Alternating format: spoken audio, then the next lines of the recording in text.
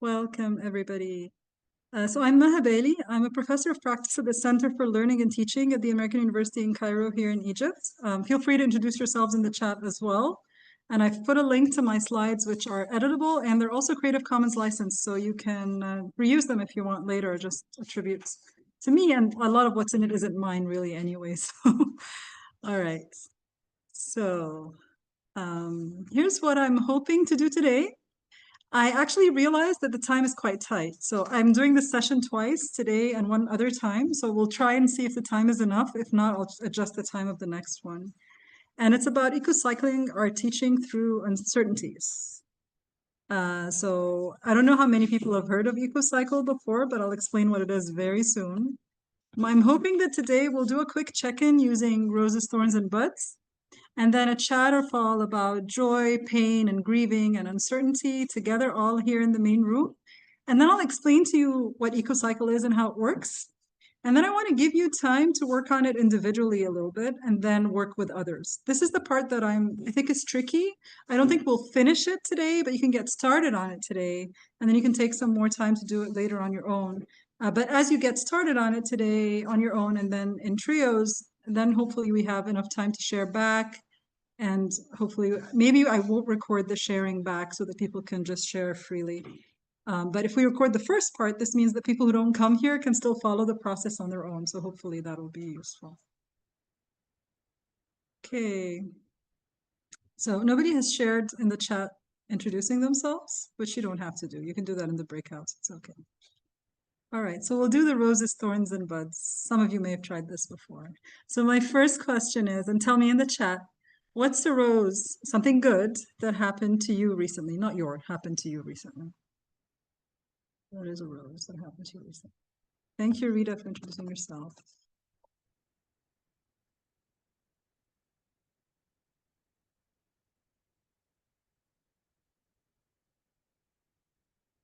Oh, I'm not going to read that one out loud, Rebecca, but that's good for you. Important milestone.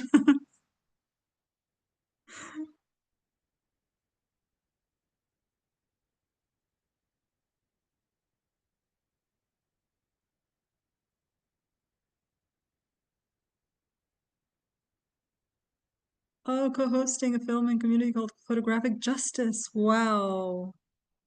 That's amazing. I'd love to know more about that, Karen. Glenda, that's a lovely workshop. Oh, nice. Walter Cicero University. Oh, that's so nice to have your son back home. Oh, the film is available for free online. That's awesome. I hope it's for free online. There's a link. We'll download the links and share them somehow. Oh, hi, Viv. Student told you, oh, of course you did not use AI, and wow, that's amazing. That's a huge win. Oh, good to be back with your sister. That's great, Noreen. Graduation, awesome, Anna. Mia's son is also graduating. Oh, Ken's son also graduated a couple of days ago. yeah, awesome.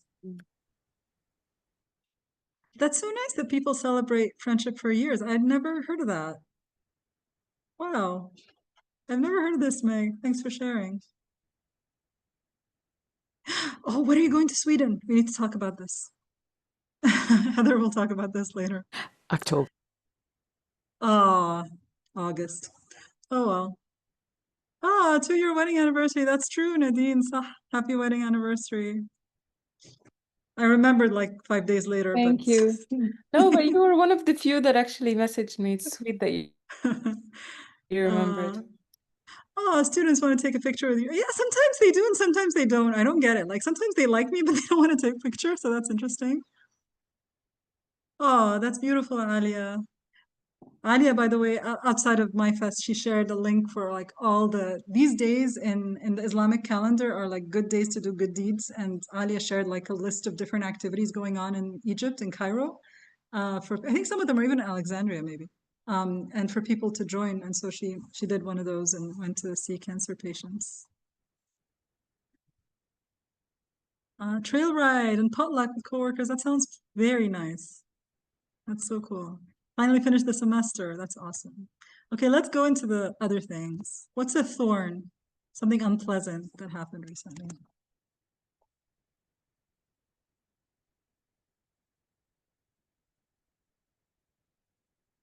Hi, Hassan. Oh, I would have said Saeed, so it's good that you said Hassan. Congratulations on the PhD. So interesting that it's in botany, right? That I'm giving the roses, thorns, and buds as our first, and ecocycle. So like it's all agricultural today.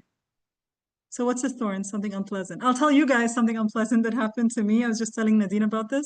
So my daughter's supposed to have exams this week, and the original principal of her school passed away, and as a way to mourn her, they canceled the exams and they postponed them, but now they don't know when to do them because we have Eid holiday coming up and there's a trip and stuff. So I've been all day trying to help the school and the parents reach an agreement on when the exams would go. Oh, I'm so sorry for your loss.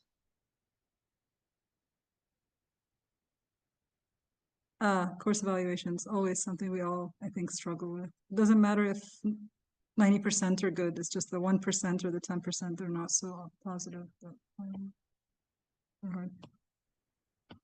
Oh, sorry about your dog. Oh, I'm sorry, Karen.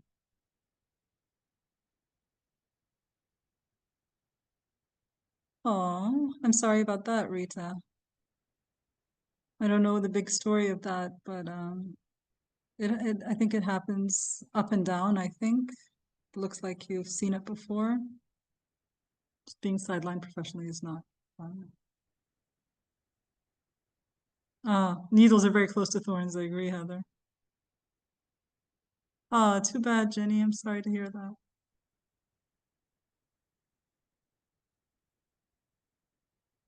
Yeah, the news around the world is hard.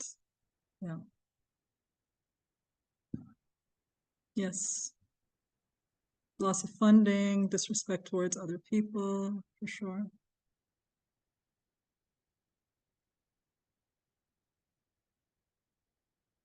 Okay. What about this? What's a bud? Something that brings you hope for the future.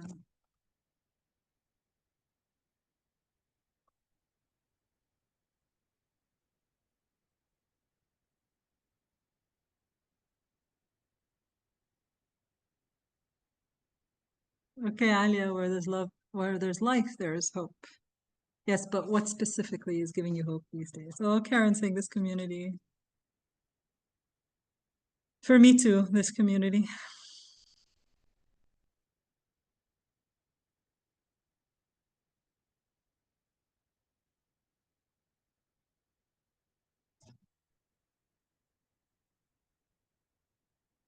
Yes, it is agreeing. Being here, a new curriculum project being started with Kenya, China, and South Africa. Oh, that sounds so interesting, Rita. I love Rebecca Solnit. I don't know Heather Cox, though. I know Rebecca Solnit. Send us some links, Anna, for their work. I don't know Heather Cox Richardson at all. Francis, I'm moving to a house that is more accessible to my parents. That's good to hear. MYFest and daughter job hunting, all of our interns been closer to me. Oh, that's good. That's awesome. Positive thoughts, positive people. Working closely with students in open ed and how creative and inspired they are. Yeah, I'm often inspired by working closely with students. Having loved ones around makes you feel hopeful. Yeah. Teaching the same classes differently. One section we worked on assignments in class and they all did the work more or less. Yeah. I think we all need to work that way now. MYFest is community, new friends, and interesting experiences. All right. Thank you all for sharing that. Okay, let's see how we'll do on time today.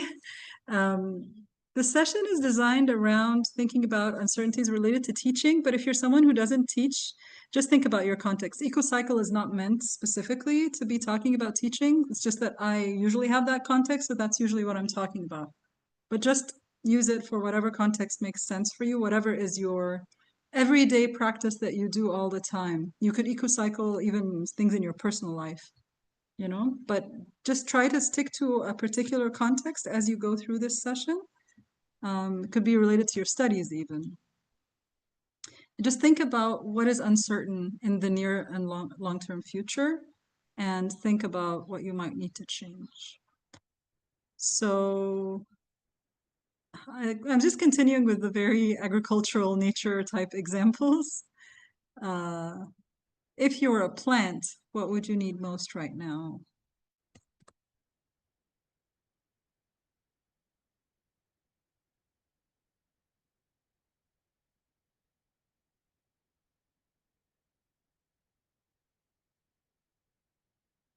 Sunlight, water and sun, watering not just the water, movement and rest.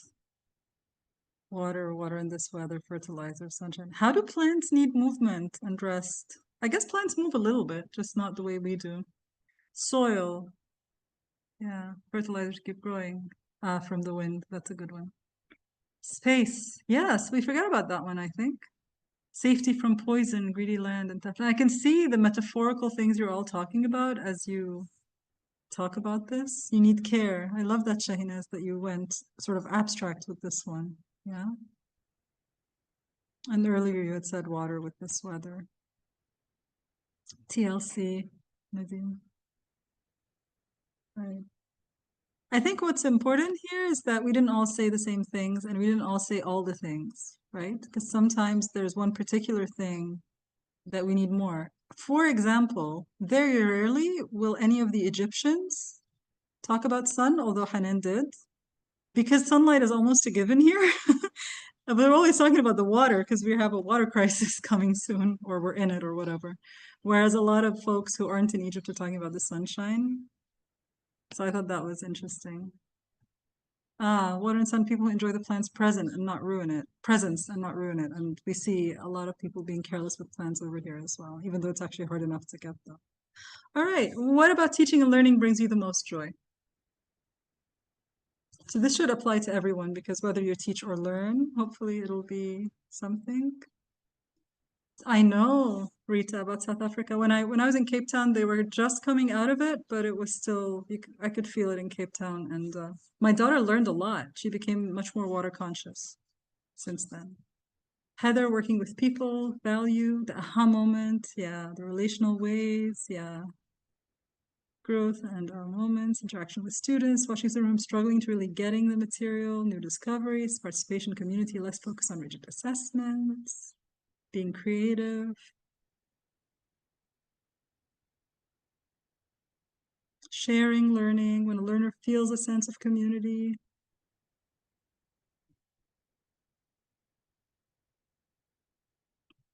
Those moments when you learn something new and it makes you have an internal breakthrough intellectually. So lovely. Thank you all for sharing. When your students teach you something, yeah. I actually have it on my syllabus, like teach me something, teach us all something in the semester. And I try to bring in, if they say anything on their blog that's teaching me something, I bring it to the rest of the class and make sure that everyone learns this new thing. And I incorporate them into my classes for the future a lot of times. Students gaining self-confidence for sure. Okay, so for this one, if you want to unmute and share out loud, we can take a couple of those, or you can type in the chat. What are some uncertainties you're facing right now that are affecting your teaching or everyday life?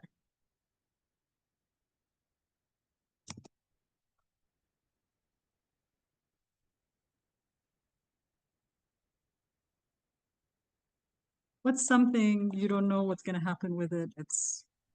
You're I not can sure say what it. to do with it. Hmm? So in the South African context, Mm-hmm. I'm at the moment really feeling that students just don't have money and are not able to get access. Have this, and also just not only South Africa, I have a fantastic student who's in Mozambique. She did her master's with me. She so much wants to do her PhD, but she just doesn't have the money. She's got a family and yeah, so the finances, I mean, it's so obvious, but it's just Yeah, top of mind with yeah, all the conversations that we have, even with the students. It's yeah, just, yeah, the financial constraints are huge. sure. I know we can't Tough solve that people. today, but yeah, Yeah, no, we can't solve yes, it today, but we can think through it still. Like, what are we doing that we could overwhelming. get rid of? Now, what could we Yeah. get rid of to free up funding to bring in these students, for example? We at AUC, we lost a lot of US-based funding recently. And a lot of it was scholarship funding for students. And I think Hanan was involved in some of that stuff, so she got to see it firsthand. So trying to make up for that, but then to make up for it, you have to, something else has to change for all of that to work. And I'm looking at Meg in the chat saying constant change. Will there be another executive order that will turn everything upside down, demand lots of rework? Yes, it's talking about more and more AI being used, and this goes back to what Viv was saying earlier about students thought it was the only class they hadn't used AI. Rita, macro, social, cultural, political aspects that are having adverse effects on the micro spaces. Yes, and that's so outside of our control, right? That's the issue. It's not like things you can do in your classroom to overcome that. And Viv in the US, again, everything to do with schooling, yes, and higher ed and the rural poverty and yeah. And people coming in and ripping up the land in all sorts of historical and current ways, of course. Political turmoil is a challenge, of course, and bosses who are difficult. That's why I'm not going to read out names. Erosion of STEM with mis and disinformation. Erosion of knowledge, yeah, or anything. Getting so difficult now. Yes, and also loss of NSF and NIH funding in the US as well. So yeah, the US is not even funding itself. It's not just that it's not funding people elsewhere. Yes. Okay, so I'm going to ask a difficult question. And it's, what is something that you're grieving right now, possibly due to the uncertainties that you may have not yet articulated?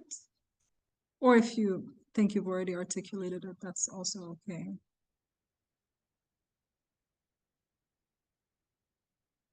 Are we being authentic to ourselves? So the loss of possibly authenticity amongst us with each other.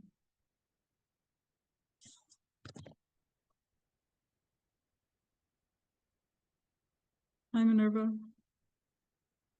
All right. Hello.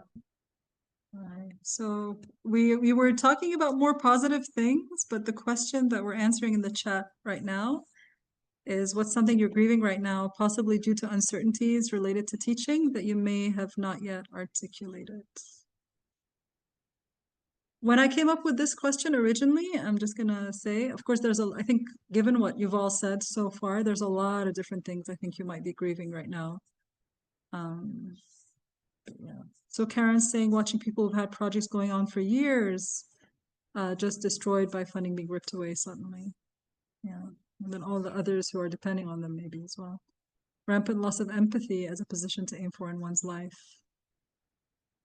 Yeah. Big shift.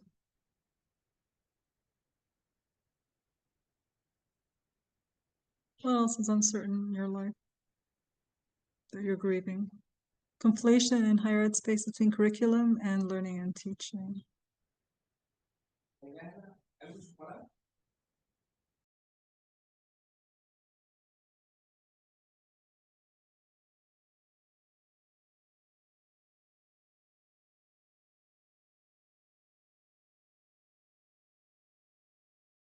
Hey. Higher ed under siege. Yeah. And then fewer students taking classes at the center you work for. I don't know, what's the center you work for? I know you teach English, but I don't know what that is. Is it because they don't want to go to the US anymore? Not sure why. Okay. Extra stress managing students when everything's so demoralizing. Yeah, higher ed is stressful enough already. And then we carry the emotional labor of trying to manage that, whether they're talking to us about it or we're just seeing it. And yeah. I tried to present it more human to my students this semester based on things you read, and the students hated it and told you shouldn't be teaching if I wasn't perfect. Whoa! So now I have trouble seeing myself. I'm so sorry to hear this, Rebecca. I hope that this community becomes a support in this. That's which university is this? Your students are, yeah. I don't know. Like I know that in general, female teachers can be treated by students as less knowledgeable or whatever. Like that happens sometimes. Sometimes the vulnerability doesn't reach them the right way. And I also know that some people aren't comfortable making themselves vulnerable, so it's a combination. I definitely know that when I started out teaching, I was more worried about making myself vulnerable than I feel about it now. And when I was younger, teaching people who are older than me, I was struggling with that, and it gets easier over time, I think. But we can talk about that separately, by the way, I think, because that's a big thing. Grieving unlived moments and experiences, the road not taken. Noreen, you just graduated. You have so much time, inshallah, to take all the roads. I graduated computer science and then I moved into education and completely stopped doing any coding. So you can change anytime. Where are we going with AI? Yes, I think that's something that I don't think people always have realized what it is they're grieving with the presence of generative AI is exactly, and they're just angry or upset and whatever, but they don't know what to do and they don't know what it is they might lose if they don't do something about it. Okay. And we're seeing more of passing culture versus a learning culture. Oh yeah. Yeah, just oriented towards getting the certificate, but not really the learning itself. I agree. Okay, sit with all of these, see which of these apply to you, which ones don't. Doesn't, it could be all individual, but it's good to hear what the kinds of things that we've all got here today. And I'll introduce eco-cycle planning really quickly. I don't know if anybody's heard of it before. It's a liberating structure. So liberating structures are co-developed by Keith McCandless and Henry Lipmanovich. And they build on other people's work to try to find ways to structure conversations among us in ways that make sure everybody participates, and also in ways that bring out the most creative ideas and thinking process by thinking differently, So this is the one called Ecocycle Planning. It's inspired by complexity science and agriculture. So this is one of the papers it's built on, and built on life cycles and thinking about I'll show the picture, it helps. And so when I show you what an ecocycle looks like, you'll make a list of things you already do, and then you'll start to see where it fits in the ecocycle. So this is what an ecocycle looks like. I just realized that I didn't put a slide with an ecocycle early on, so I just had to move forward with it. Okay, so if you think about an agricultural example, there are usually some, I'll start from the right-hand side. At the top, you already have some plants that are mature, that you work on regularly, that are working fine, and it's time to harvest them. These are things that continue to help you reach your goal, and you want to just keep doing them, okay? And that's usually anybody who does this kind of thing would hopefully have some of this. And the translation of that into work is things that you've been doing in your work that are working well for you. Nothing has changed to make them less valuable to your big goals, and so you just keep doing them. All right, then I'm going to move to the left-hand side where we have, is it gestation or gestation? I think it's gestation, right? GE, gestation, gestation. So these are sometimes we have ideas that we've been wanting to do for a very long time, but we have never gotten around to implementing them. So you need to sow these seeds. It's like they're seeds that we have the seed of an idea, but we haven't actually implemented it. And usually the reason we haven't implemented it is that we're stuck in a poverty trap. We don't have enough resources to do this new idea. But if you get over the poverty trap, you figure out how to get the resources, then you have a new idea that just got born, which is called the birth side. This is the bottom left side. So if something is just born, it's still new, it's just like a seedling, it's just at the beginning, it needs a lot of tending in order to grow until it becomes mature at some point. And so on the left-hand side, there are ideas, and if you don't have enough resources, you're never going to birth the ideas and bring them to fruition. But if you have ideas that are new that you just started like a few months ago or a year ago, they need a lot more attention in order to grow, to become mature. But the things that are mature, they take less effort from us, right? They're things that we do all the time. Now, sometimes the things that we do all the time that are mature, that we're used to harvesting, sometimes something changes. And that's the uncertainties we're talking about. And we get stuck in a rigidity trap if we don't change. And the idea is we need to think about, are there any things that we've been used to doing on a regular basis and we're just stuck there and they're taking up resources, but we might actually let go of them. And if we let go of them, we call that creative destruction, which, in an agricultural sense, if you've harvested all the plants and their season is gone, you need to plow the land so you can plant something new in order to get renewal. And so you need to think about what is it that you're doing that has reached maturity but is no longer helping me meet my goals and taking up resources. Someone, when we asked about if you're a plant, what you need, they said they need space. So sometimes you need to free up space for new things to come.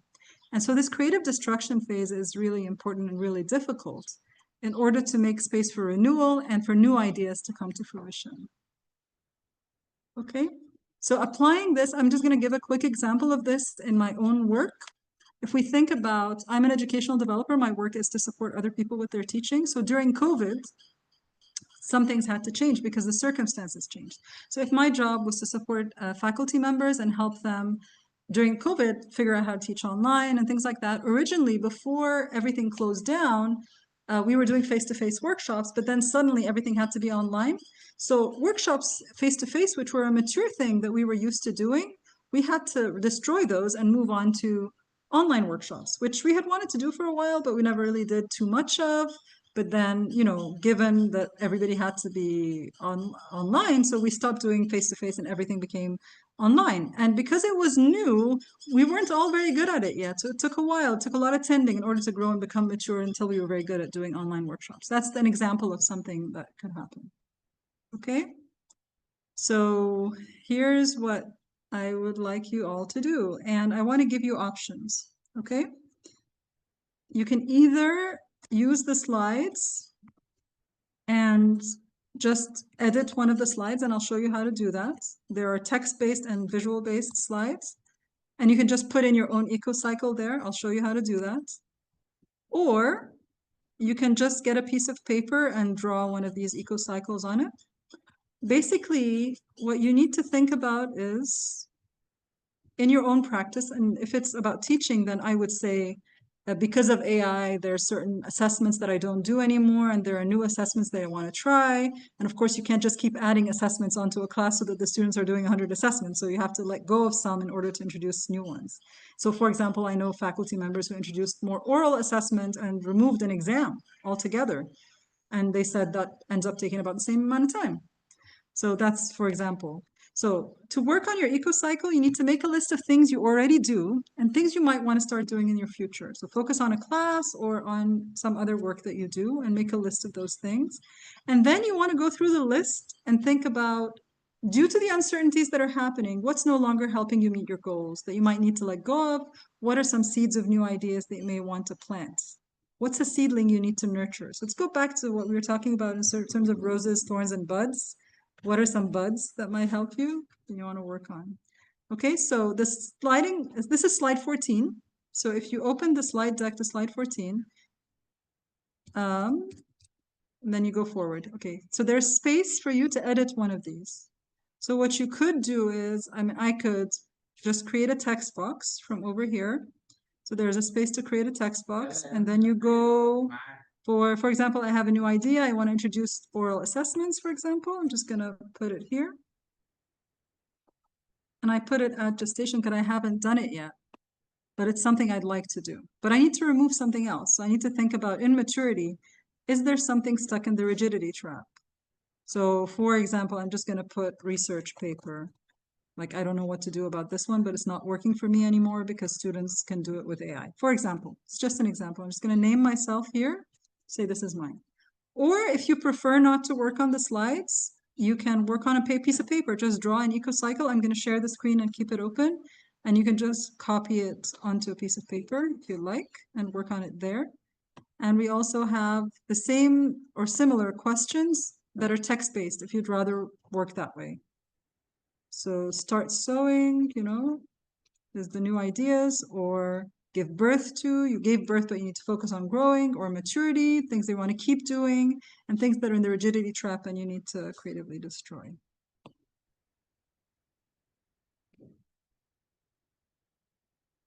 So what I want to do is I want to give you all time to work on this on your own, but I want to take questions first.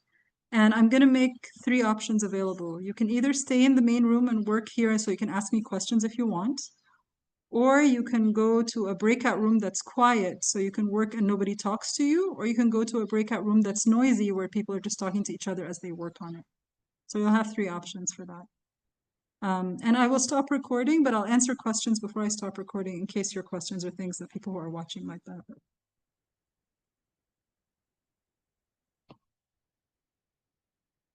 I don't know how many people are hearing this all for the first time, so it could be, you may need a minute, I think, to feel comfortable with it. You love the symbol of ecocycle planning. It looks like an infinity symbol in math. Yeah, because it just keeps going, right? It's not like once we figure it out, it's done.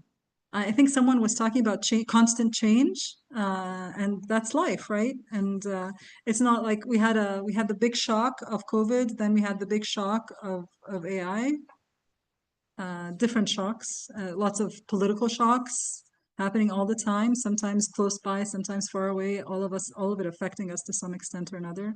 Could be personal shocks, right, related to your own personal life. And Hanan saying it leaves a positive impact on students, providing them with care and support. Hearing this for the first time, enjoying it. I'm glad to hear that.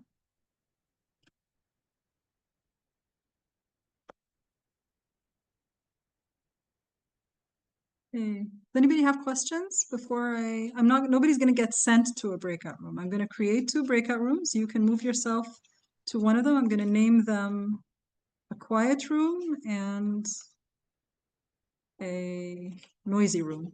I'll make 2 noisy rooms in case a lot of people want to go, and so it's not too many people in each room. So the first one is the quiet. The second one is a noisy one. Chatty, maybe chatty, not noisy. I'll call one is noisy, one is chatty. Okay. And I'm going to open the rooms for 10 minutes. Okay. So basically create a list of things you do and start adding them to the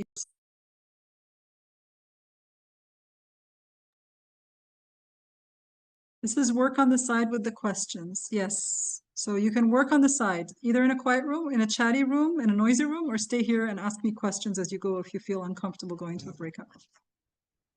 Rita's saying first time with the framework, we may use the questions differently without the metaphorical shaping. Yeah, we could. I know. I just like the metaphor, but you're right. It can be used without the metaphorical shaping.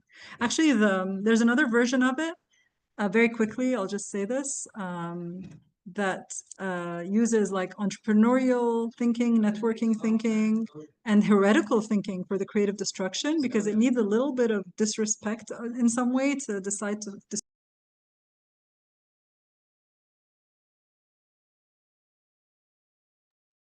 Okay. Oh, you're enjoying the metaphorical shaping. Okay, gotcha. Good. I was worried about that for a second. Okay. Did I open the breakouts? I can't remember. Okay, I'll open the breakouts, all right? And then you can move yourself if you want to, and we'll stop the recording.